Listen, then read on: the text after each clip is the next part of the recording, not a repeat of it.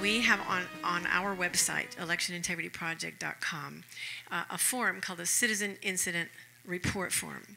And if anything has occurred that you know is incorrect, you have found people on the voter rolls that shouldn't be there, you've attempted to get people off and they're still on there, anything else that has occurred that you know is messing up the electoral process, if you will go to our website and download that form, fill it out and mail it in as instructed, we need that kind of evidence.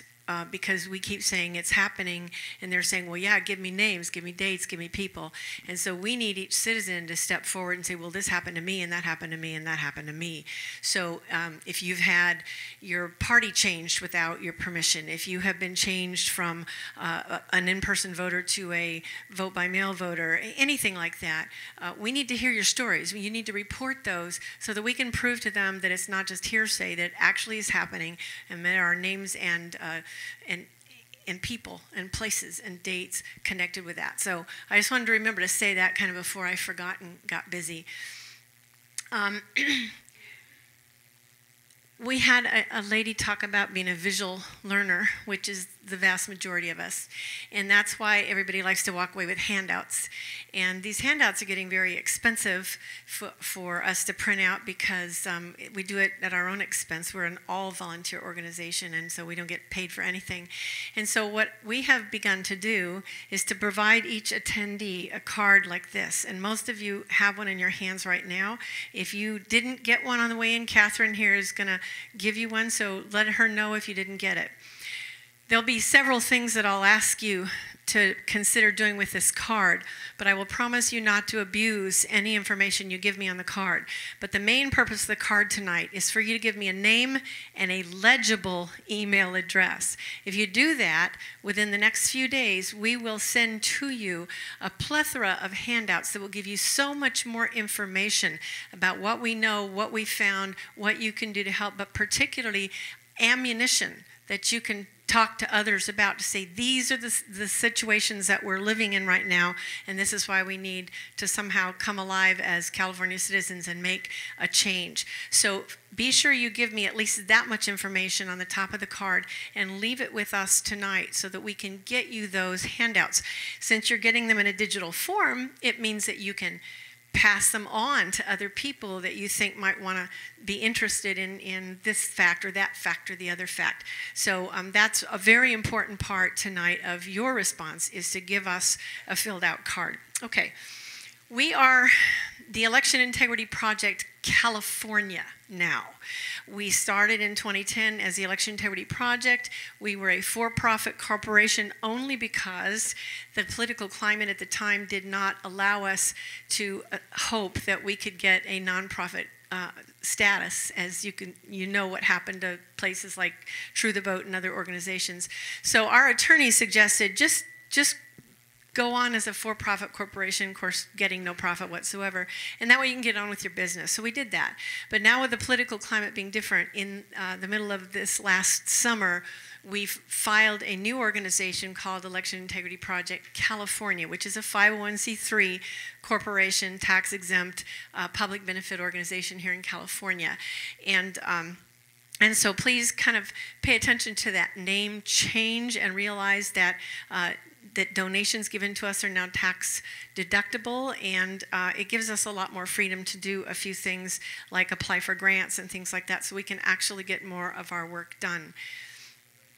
Today's message to you, to piggyback on what Mark has been telling you, is that our electoral process here in California is broken.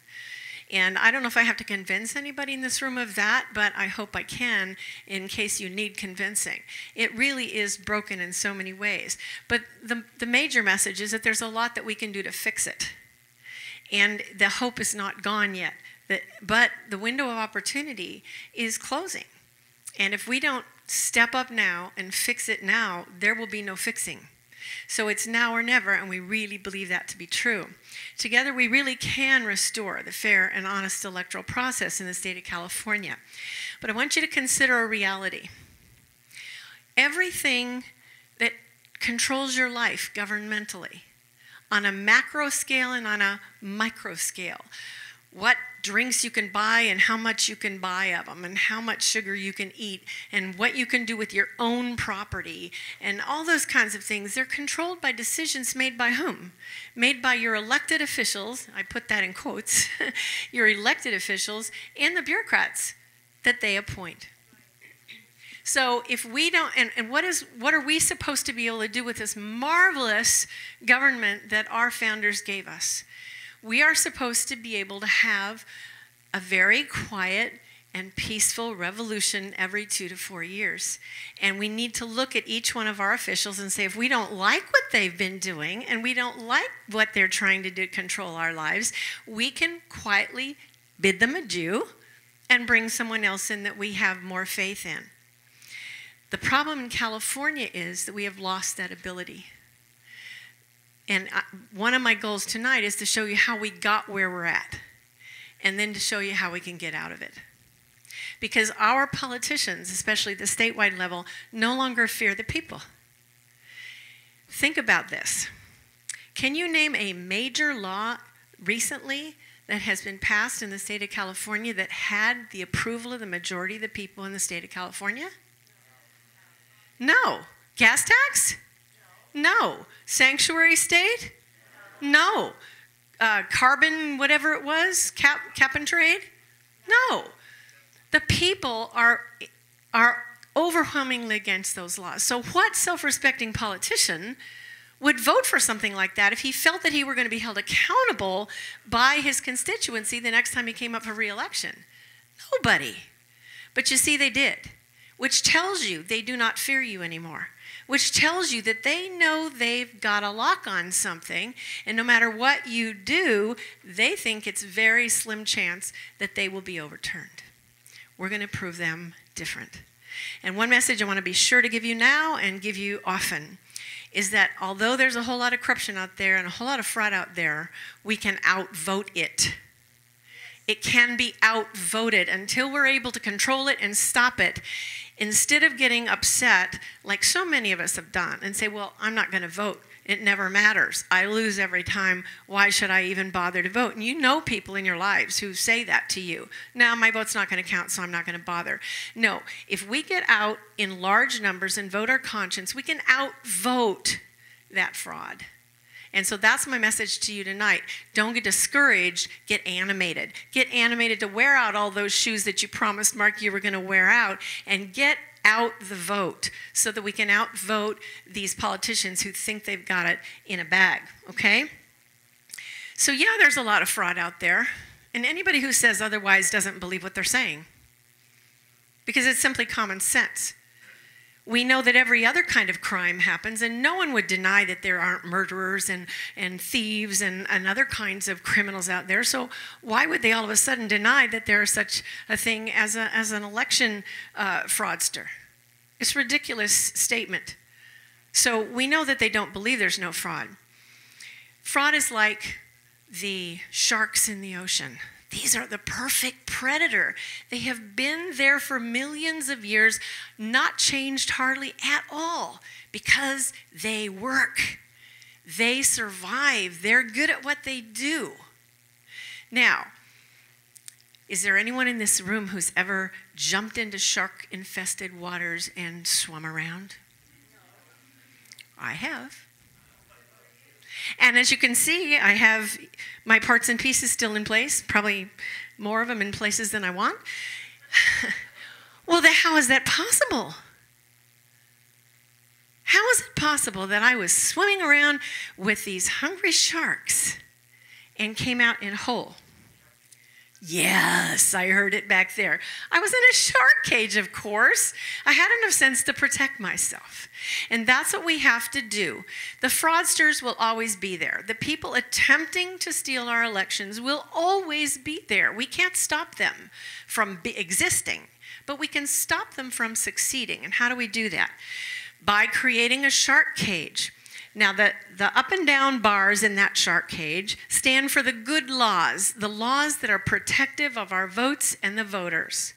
And the horizontal bars on that cage stand for the enforcement of those laws. If you've got good laws and they are enforced, We can have all the fraudsters out there we want, but they're not going to accomplish anything. Nothing whatsoever. So what has happened in California? EIP and now EIPCa, and by the way, we're the same people doing the same work. We just now are a different organization because of the status that we have. The tax status, that's really the only difference. But after 7 years of EIP and EIPCa research and observation and documentation that many of California citizens have helped to do, what we have revealed is there's corruption. And look at the nose of the shark getting into the cage. As a result, that cage has been weakened. So how has that happened? Well, first of all, California, and I think Mark pointed that out a little bit too, California fails to follow federal election law. Federal election law. And for, we're a nonpartisan organization, but we still have to tell the truth. And the truth is, the previous administration, the Department of Justice, had no desire to implement or enforce election law. In fact, they made announcements to the election division of the Department of Justice that they would aggressively not enforce certain sections of the National Voter Registration Act. Somebody ought to have been fired or impeached just for making that statement, okay? But nobody did, of course.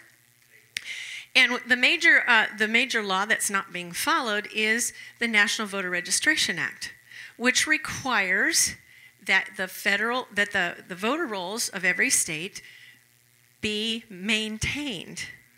Means got to remove the dead, got to remove the people who've moved, got to remove the people who don't belong there. You've got to remove the duplicates. And California's doing little to nothing to make that happen. Little to nothing. That Section 8 of the voter roll, that's the voter roll maintenance, the Section 8, which Eric Holder got up in front of the election division and said, we will not enforce that law. And then got up in front of the group of governors of the states and said, I order you not to enforce that law. In a media release that we put out in June of last year, California had 8 counties that have more people on the voter rolls than eligible citizens residing in the county. Now, the numbers that we put out are extremely careful and conservative. We put out only numbers we can absolutely prove. We don't sensationalize anything.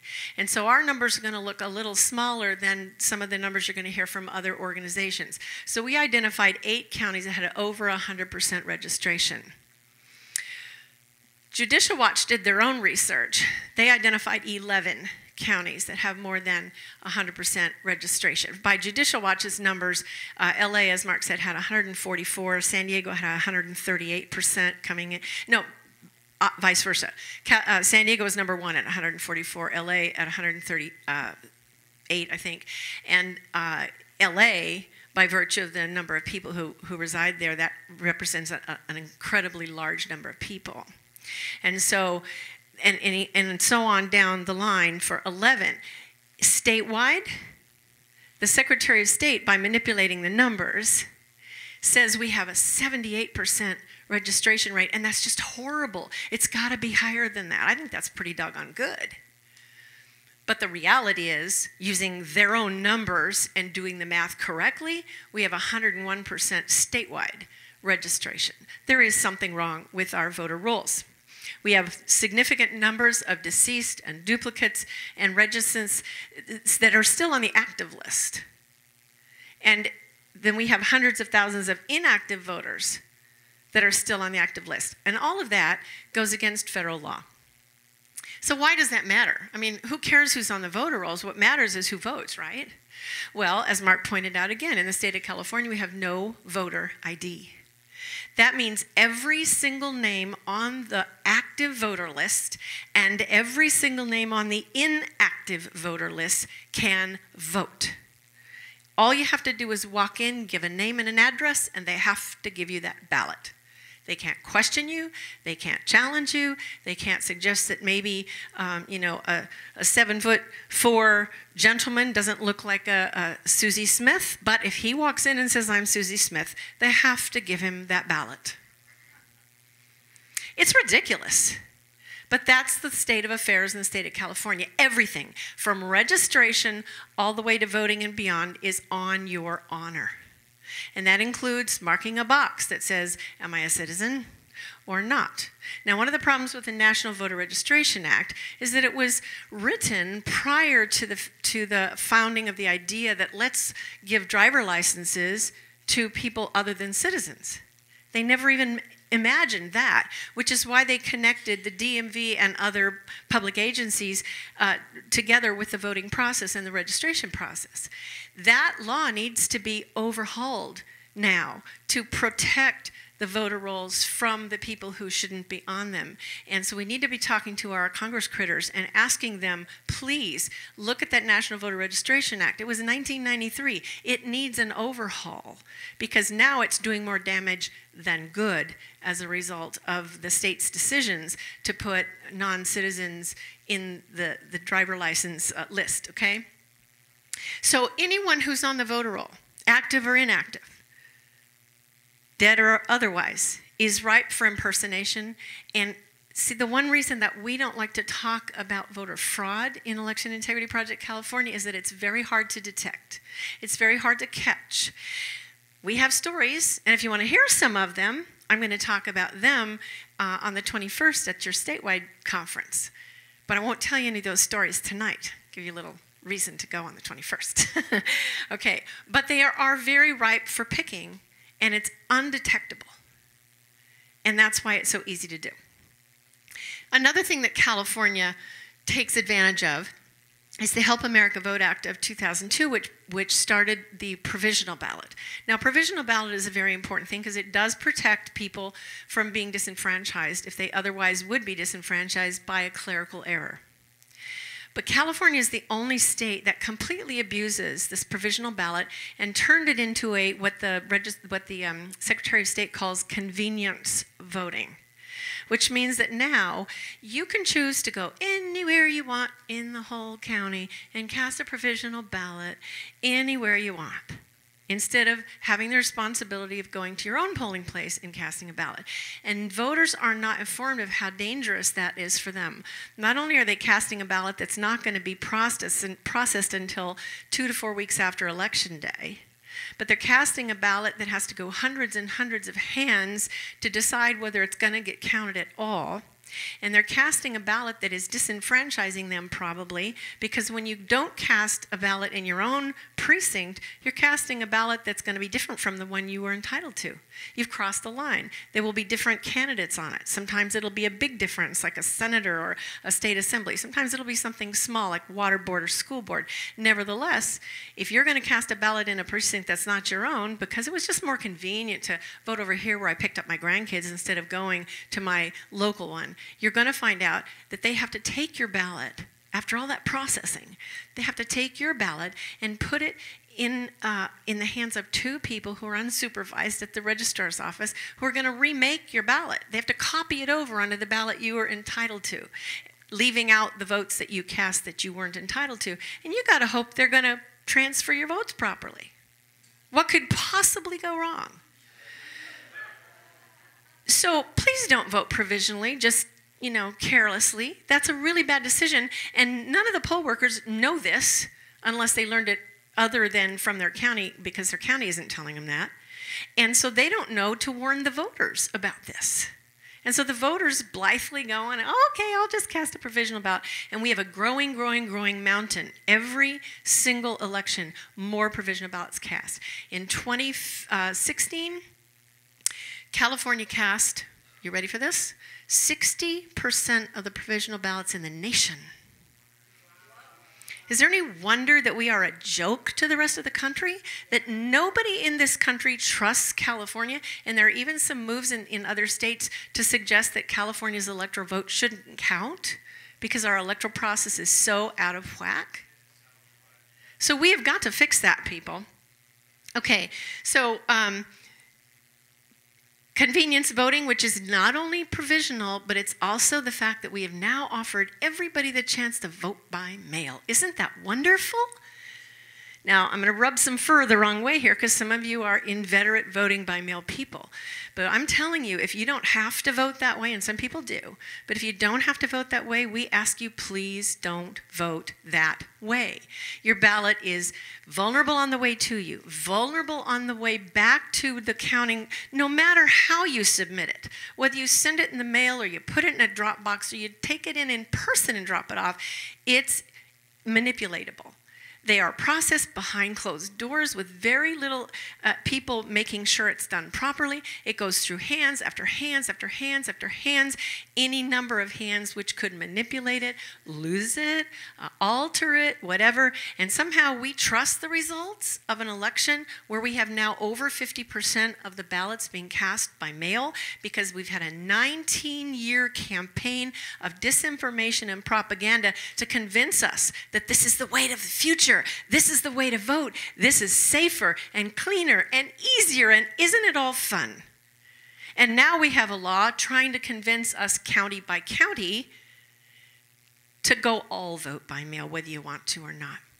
That is the ultimate goal, is to be able to force everyone to vote by mail and therefore be able to manipulate as many ballots as they want to. We have to say no to that. Orange County said no to that. But every year, Orange County has to say no to that. And you have to know why we need to say no to that. Just think about the condition of the voter rolls that Mark talked to you about. And if you accept that mode of voting, which they call the Voter Choice Act, which is exactly the opposite of that, what would happen is that every single person on the voter rolls in that county would be mailed a vote-by-mail ballot.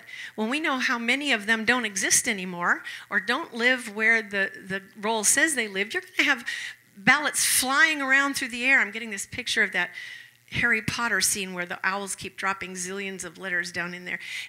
I'm sorry, I'm a Harry Potter fan, and I just watched that one the other night, which is why it came to my mind.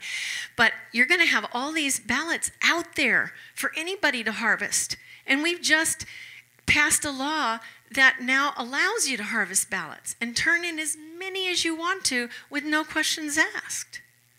So we're just on the way to having a joke of an election if we don't catch them and turn this around. The second problem is we haven't been following our own state laws. We've got good, or we did, until maybe it started in 2013 to erode. But we had really good protective state laws, other than that we haven't had voter ID since 1998. But we had really good protective laws. But the state's not following them. And one of the things that Election Integrity Project has been doing is sending observers out there to see firsthand at the polls, hey, they're not following this law and this law and this law and this law, these laws that do protect your vote.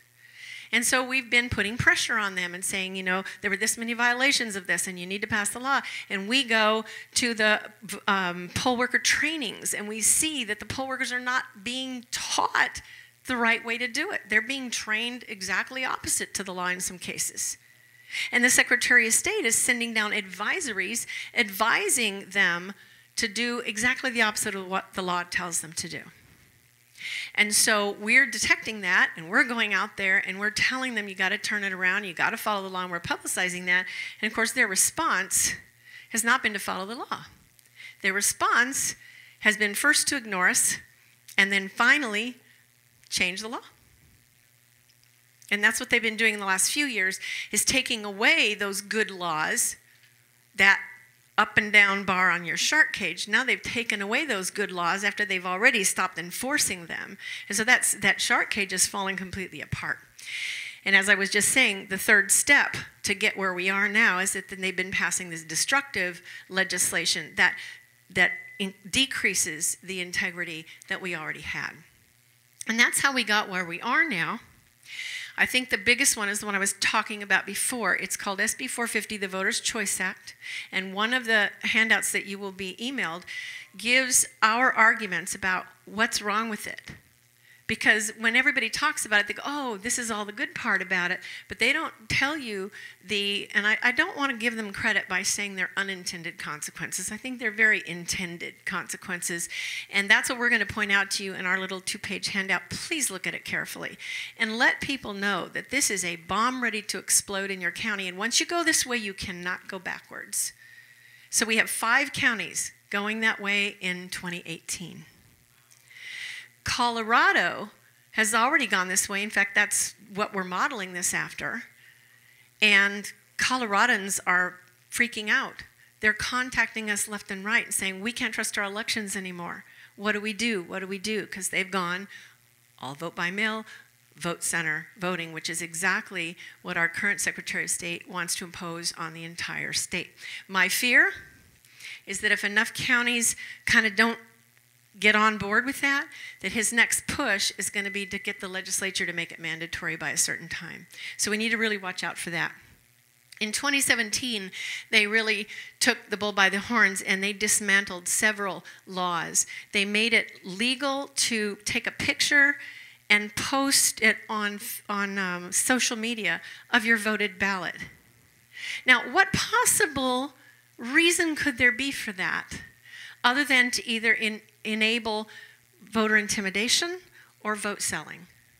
If you can think of a good reason for that, please let me know, because I still have not come up with a reason why they would legalize that. They legalized ballot harvesting. They took away the one protection we had without voter ID. At least you were required to state your name and address when you went to vote. And they had to repeat it back to you. So it was less likely that somebody who wasn't you would go in there and boldly give a name and address that wasn't their own. It was it was just kind of a deterrent. And now they've taken that away. So in 2017, they dismantled all the rest of the protective laws that were in place. And as a result of all of this happening, what was a republic in the state of California is now very much an oligarchy. An oligarchy, the rule by a select few. Because if they feared that it were still a republic, they wouldn't be voting the way they're voting up there in Sacramento. So this is what our shark cage looks like now. We're in big trouble. So regardless of what really floats your boat, whatever you have been fighting tooth and nail for, one of these rights that's up here or others that I have not listed, we've all got our pet one. I mean, I'm sure we all care about every single one of those, but you have to pick and choose, and some of us are working really hard on one of them, and others of us are working really hard on the other one. But the reality is, what was that? The reality is that your issues have no chance of being resolved until we fix election integrity in this state. Because remember, all of those laws that affect your ability to have those property rights, your First Amendment right, your Second Amendment, etc., are being made by whom? Your elected officials. And until they're elected fairly by you, then you have no control over what they do about all those laws that affect you. So it's really important for you to kind of have a paradigm shift here and say, you know what? I better take care of election integrity first, and then everything else will fall into place. Don't say, hey, I'm too busy because I'm too busy working on Second Amendment. No, if you really want to fix Second Amendment in California, you're going to fix the electoral integrity. That's where you need to go. That's what you need to care about more than anything else. So we're in an election season, and we're already busy doing all these things. We're endorsing, and we're phone banking, and stuffing envelopes, walking precincts. We're rallying and waving signs. We're donating. But, like I said, if election integrity is not your number one issue, all of that could be wasted energy, time, blood, sweat, tears, and money. Because if it goes awry at the ballot box, what does it matter what you did in the previous 3 months? But the restoration process of California has begun. This is my good news. Mark had good news for you, and so do I. First of all, after our 7 years of documentation and research, we finally got the attention of Judicial Watch. Yay. So how many of you are aware that we have a lawsuit going? All right, some of you are and some of you are not. Judicial Watch has taken our information and said, wow, we got to do something with this. So they have filed a lawsuit against the state of California and against the county of Los Angeles. Okay? For their failure to follow Section 8 of the National Voter Registration Act and clean up the voter rolls. Why Los Angeles? I mean, I told you there were 11 counties that had over 100%. Well, they can't do them all. At least not all at the same time. LA is the largest county population-wise in the entire nation, and there are 42 states smaller than Los Angeles County. So what Los Angeles County does is going to impact not only California, because they've got 1/3 of the votes in the state of California, but also it's going to have this domino effect and impact the entire nation. So if we take care of Los Angeles, we're going to be well on the road to recovery. And that's why that was the target of this lawsuit. It's well underway. They've finished with discovery. They're on their way to making something happen. Now, the goal on these kinds of lawsuits is to settle out of court by having the state and the county come into line and make a decision on how they're going to start following the federal law, the way they did in Ohio. But we shall see what happens with this lawsuit. Please keep it in your prayers, because this could be a really important thing for California. Also, after our 7 years of documentation and research, Landmark Legal Foundation, how many of you know what that is? Founded by Mark Levin. They have come to our aid. They are wonderful. And they have possession of a lot of documentation that we have provided to them over the last 7, 8 years now. And what they are doing is looking for civil rights violations, criminal violations, and I could guarantee you, because I've seen that documentation, they're going to find a lot there. And they have told us that they have 7 or 8 actions already in line, ready to work. And the first thing they've already done, they have filed a letter of demand with the Department of Homeland Security and also with the Department of Justice, asking for a thorough and immediate investigation of the state of California because we endorse non-citizen voting, which is illegal and unconstitutional both at the state and the federal level. So now we'll see what happens with that. Yes. This is really good news for us because we have always been, hanging on by our fingernails and wondering every single day, are our doors going to close or can we keep them open? And shall we continue to fight? But we couldn't let go. And there's been this blackout curtain. You just can't get outside of California. Nobody can listen. The media will not carry anything you have to say. But now that it's become a national issue, and now that we have 2 major national firms taking us seriously, it's important that we get more evidence, not less.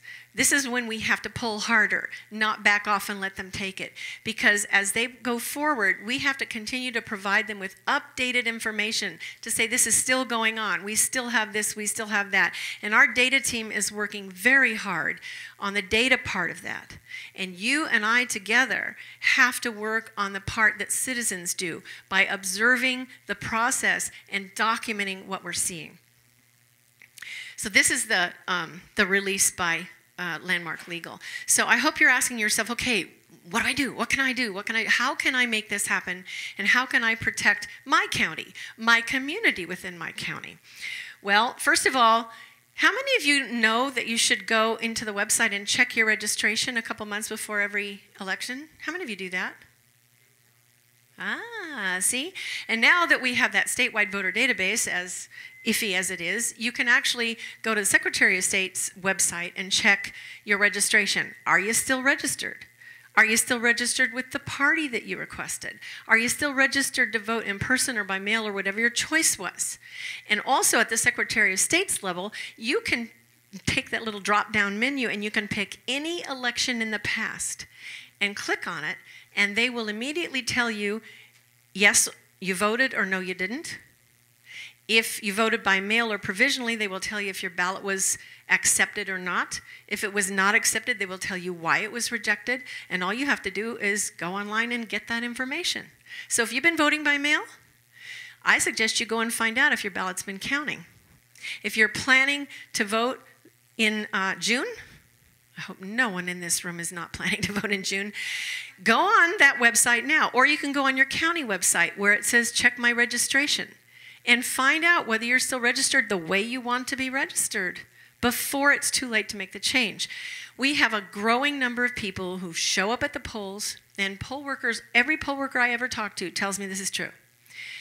A growing number of people who show up at the polls and say, I'm a vote by mail person, but I never got my ballot.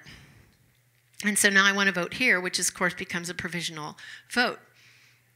Well, why didn't they get their ballot? I can tell you hundreds of reasons why they're not getting their ballot, and none of them are good. We also have a growing number of people showing up to vote and they're being told, oh, you were mailed a mail ballot. You're a mail ballot voter. And these people are going, no, I'm not. I never asked to vote by mail. I always have voted in person. For the last 20 years, I voted in person. They'll say, well, I'm sorry. You're a mail person now. And then the next comment, of course, is, but I never got a ballot. Oh, okay, well, here, vote this provisional ballot. Again, disenfranchisement, because someone messed around with the registration. And then, of course, in the last primary, there were just hundreds of thousands of people who reported that their party was changed. So they were unable to vote in their own primary because they showed up and found out they were no longer what they had registered to be. And it's all because they didn't know that they were supposed to go before the election to the website and find out if anybody had manipulated their registration. And now you all know that. And now you're all going to tell all your friends, and all your friends are going to tell their friends, and we're going to start taking care of ourselves because we have that opportunity. We want you to stop voting by mail. We want you to be careful, if you do vote by mail, to know the safest way to turn that ballot in and what to do if you don't get your ballot and when to do it. And then please don't vote provisionally by choice, only if it's the only chance that you have to not be disenfranchised, okay? Educate yourself. We need every single one of you to go to electionintegrityproject.com, put your email in there and hit accept or whatever the button is named, and get on our email list. We rarely send something out, but during election season, we will send you information to help you protect your vote. Information you need to know, such as the kind of information I've been giving you tonight. We don't overwhelm you or inundate you, and of course you can opt out anytime you want to, but if you're not on our list, then you don't get the information. And we also keep you abreast of what's happening with the lawsuits and things like that. So every single one of you needs to get on our email list, and you just do that by going to electionintegrityproject.com and signing up. And then we need you to join us in self-governance, because just voting is not enough to hold anybody accountable. Our governors, the elected people who govern us 365 days a year. They have control over our lives 365 days a year. How many days a year do we have control over them? A half a day a year, because we have an election every 2 years. And if all we do is vote and that's it, then we're giving them an awful lot of control, and we're having virtually none over them. And that is not the government that our founders gave us. Our founders gave us a balanced government where we both have control over each other 365 days a year. And we need to learn to do that again, because we've forgotten how in this country. And one of the ways you can do it, yes, thank you. And it was by design. It was by design that we've forgotten how, because they took it out of the education system. And in the last few generations, we haven't been taught what it means to be a real citizen of a free republic. And we need to regain that knowledge, and we need to pass it on to everyone in our lives and get it back and then keep it. So we need you, and with you we can do this. We can take this state back to its Republican form instead of its oligarchical form, and we can once again have control over our government and our own lives. Because when Americans work together, we never fail. But we have to work together and stop being divided. So we need you to become an active participant in our effort to hold the government accountable every day. We need you to fill out this card. That's your first step. You will receive valuable handouts, but you will also get notifications of the training that's available in your area when it's available, so that you can RSVP and say, yeah, I do want to be an observer. I do want to get out there and give 2 or 4 or 6. It's up to you how many hours you're out there. And where you go is up to you as well. But you need to go out there with training. And one thing I love about what we do in this observation, we not only get a chance to document all the stuff that was going wrong. That's not all we do. The most important part of what we do when we observe is that we have the right. And we teach you how to exercise that right so that you're not crossing any legal lines. We have the right to intervene and stop the wrongdoing at the moment it's happening and get it reversed so the whole rest of the day the votes in that place are protected. So any polling place where nobody shows up to keep their eyes on it, it could go wrong all day. And any place where there are eyes on the process, knowledgeable eyes, trained eyes that step in and change it from wrong to right, protects all the votes the rest of the day. You see how important observation is? Citizen oversight. Everybody needs to be part of that process. Now, I'm going to cut it short because Mark took a lot of time, and you're probably getting really numb rear end. So I'm going to wrap it up. But we do have a structure in which you can help us at the regional level, at the county level, or at the community level to organize groups of people and start getting more people to come in and say, yeah, I want to be an observer. And if you help us with that, then, and a lot of this I already told you in a different way, so I'm going to go past it.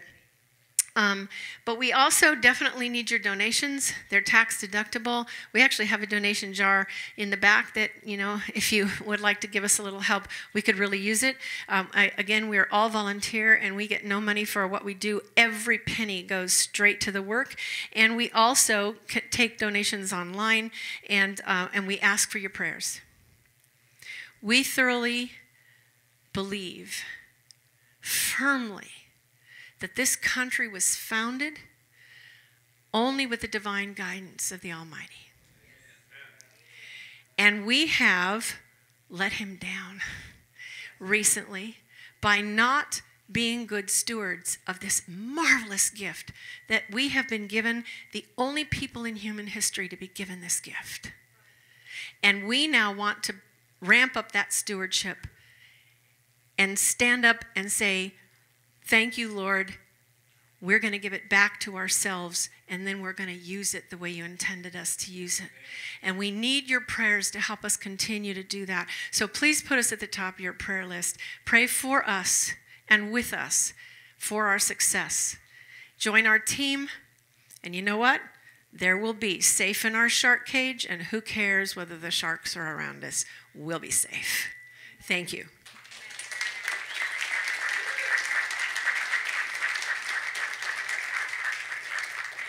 Thank you, Ruth. Now we'll have some questions. Anybody have a question for Ruth? Come up over here to this mic because they want to get it on tape so they can see you.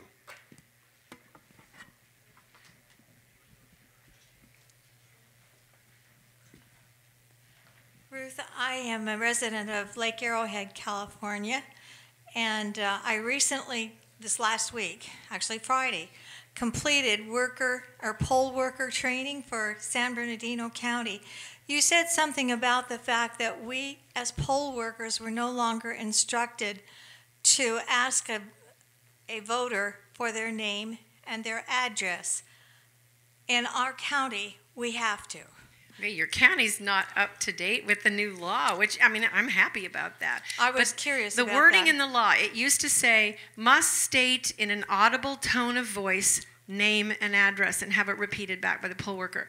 The new wording that came out in the 2017 law is the voter must provide name and address, which means they can hand it to you on a piece of paper, they can give you the what do they call that? The sample ballot, or anything in writing without any words exchanged, which just makes it a whole lot easier for you to give a falsified name. Wow. So your county is not following the current law, and I'm glad to hear it. So am I. Glad to hear it. Thank you. Thank you. Simple. What can I do to reverse my voting by mail to go to the polls? The easiest way to do that is simply to re-register. Go online, fill out a new registration, and indicate that you're changing your method of voting. And then go to the website a few weeks later and make sure that they registered that change. Thank you. And then if they didn't register the change, you can use the telephone to call your registrar of voters and just continue to bug them until they make the change that you requested. But a re-registration is the easiest way to do that. Thank you. Okay, you're talking about looking up your registration, and I don't know if that's the same thing, but I remember hearing that the way you're specifically originally registered to vote, that's the same way you're supposed to sign when you sign a petition or something, like if you got your middle initial or whatever.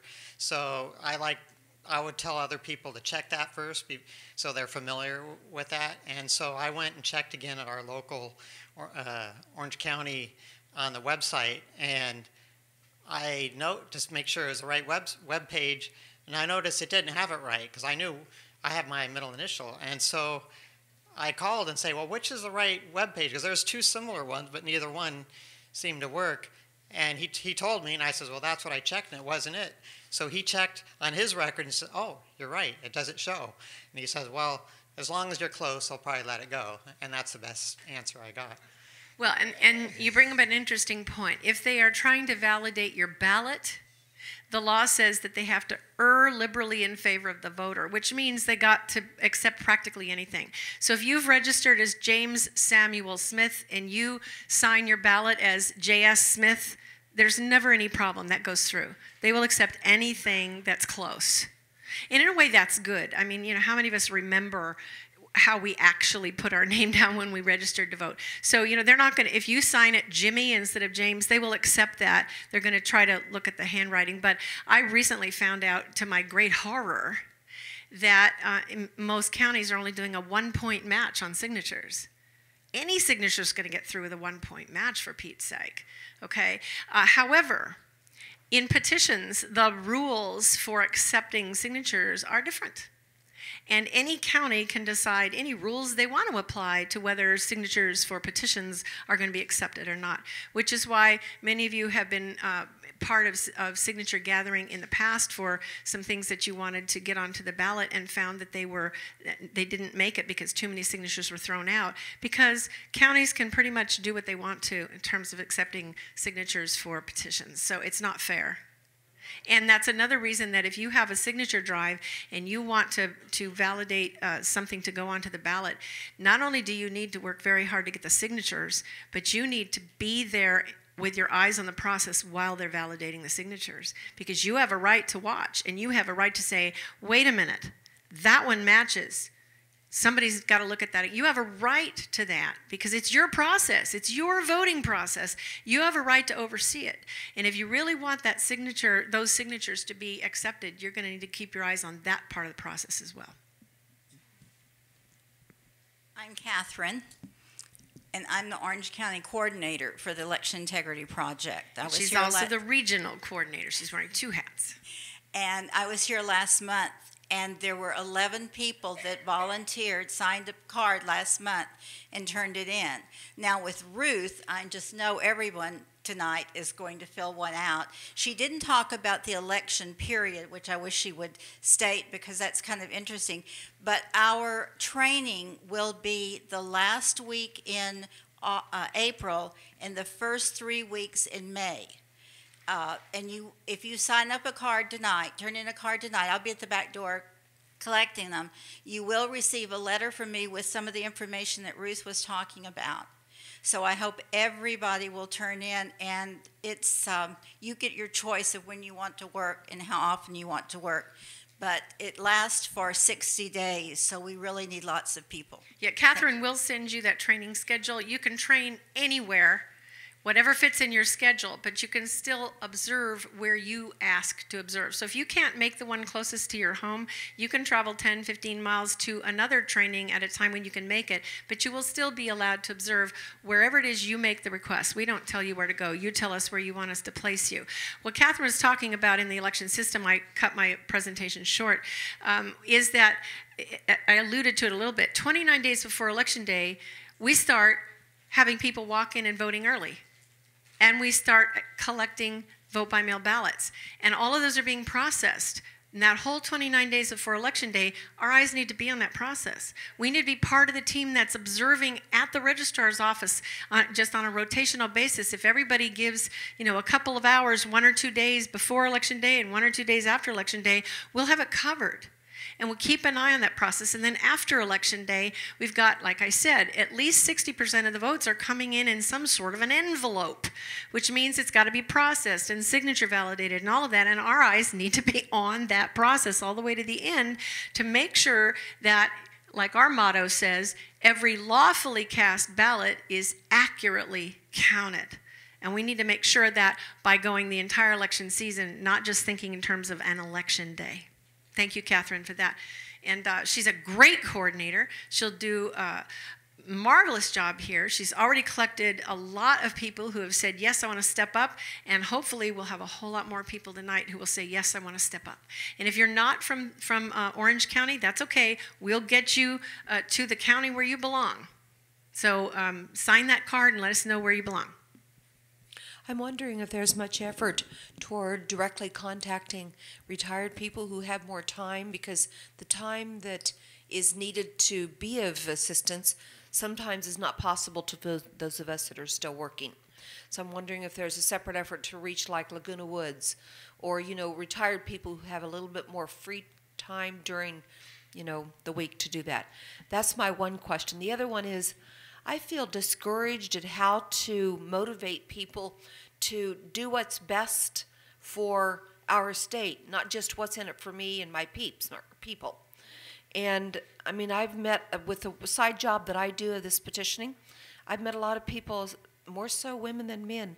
8 out of 10 people who won't sign the petitions that I offer to them are women who say, I'm too busy, I don't care. And I remember for 25 years when I was a single mother raising my kids, I did good if I voted, much less did anything in between election day. How can we encourage people to reserve time in their week to be an active participant in good causes like yours, so we can get good people like Mark elected and not just cross our fingers, toes, and eyelashes and hope we get Mark elected? Well, that second question is something we ask ourselves every day, and we just continue to bat that question around, and we keep trying to find answers to it. But the fact is that if a person's going to be civically engaged, he's going to be civically engaged. And if he's not, he's not. And I don't think there's nothing more powerful than the power of someone who is a friend or a family member. So if someone like me goes to someone like you, you don't know me. And so my power over you in terms of convincing you to get involved when you're sitting out basically on the sidelines is practically nil. However, if your family member or a close friend comes in and talks to you about that, and especially if you just sort of drop the hint, you don't want to just hammer them over the head, but bring it up every conversation a little bit at a time, and eventually it gets through to them. And then, sort of give the stories as you hear them. It's really powerful of people to people, and people who know people to people. Now, about your first question, sadly, but necessarily, the vast majority of the people who are actively engaged in our organization are of the retired community or of the community of people who are fortunate enough not to need to work. Because you're right, those are the people who perceive that they have the time, okay? But you know what? Almost everybody has the time, and that's why we try to do our trainings during the day, in the evening, on Saturdays, on Sundays, so that you have a choice for when you can fit it into your schedule. One of our biggest leaders, our whole team building coordinator, runs a full-time business, and yet she still finds time to do that job.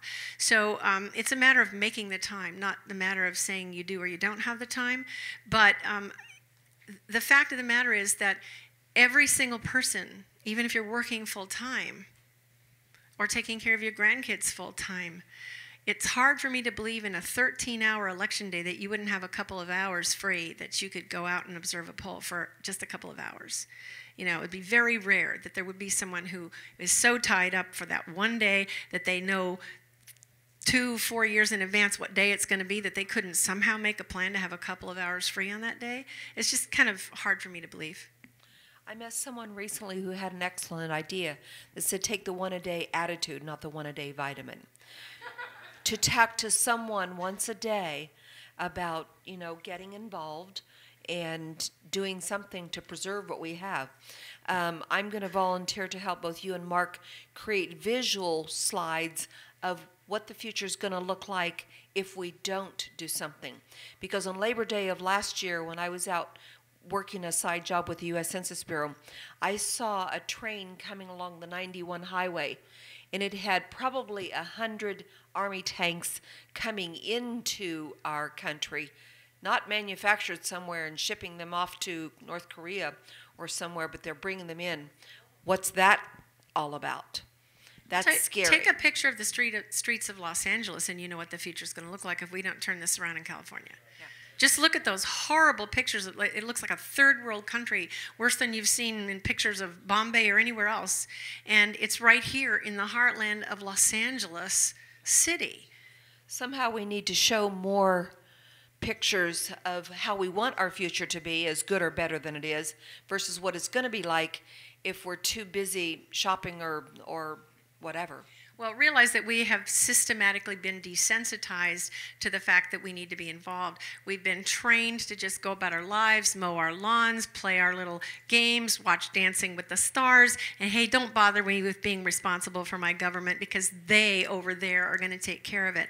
And that's what we need to turn around. And you don't turn around, that's a big ship to turn. And so we'd have to turn it a little bit at a time, like she said, one attitude a day. But we have to bring it back into our conversation because for so long we've been told, hey, there are 3 topics we don't talk about, right? Religion, politics, and what's the third one?